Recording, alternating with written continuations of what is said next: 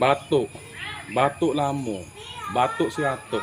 Makan ubat tak hingga. Hari ni Mak Long nak mai royak ubat.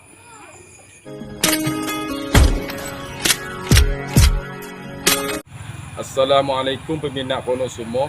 Mari temu dengan Pok Long pula. Dengan herba tepat teh samudrai untuk nak ubat segala penyakit. Hari ni Pok Long nak mai royak ubat batuk.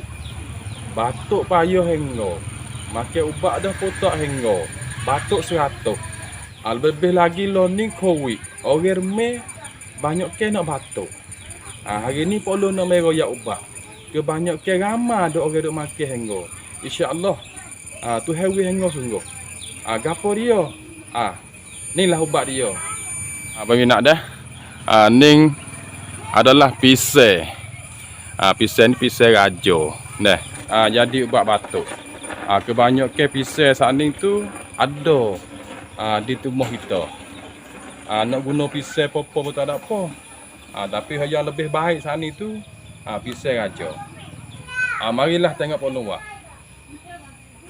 Mula-mula saat ni tu kita wisaleh kepada Nabi Elia, minta mi ubat.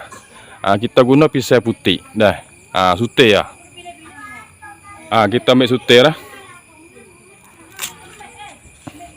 Cara kita nak buat ubat saat ni tak payah dah. Kita ambil pisang putih saat ni tu. Kita basuh dulu. Lepas tu kita ri pula biar dia nipis-nipis. Tengok peminat dah. Tak kena koyak ni kulit ni. Kita mari ri. Wi nipis-nipis dah.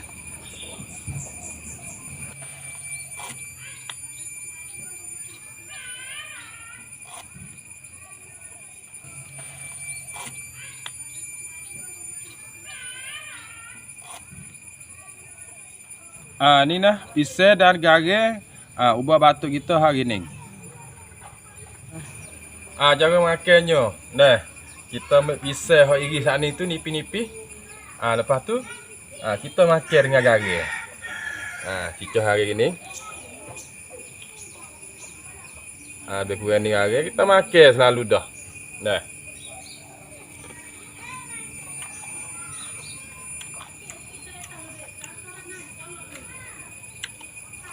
Dia nak rasa kelak-kelak itu. Dah. Sikit. Dah. Jadi ubat batuk besar. Dah, peminat dia. Jadi ubat batuk besar. Kebanyakan orang duk makan dah saat itu, sutir pisang atau ruatir.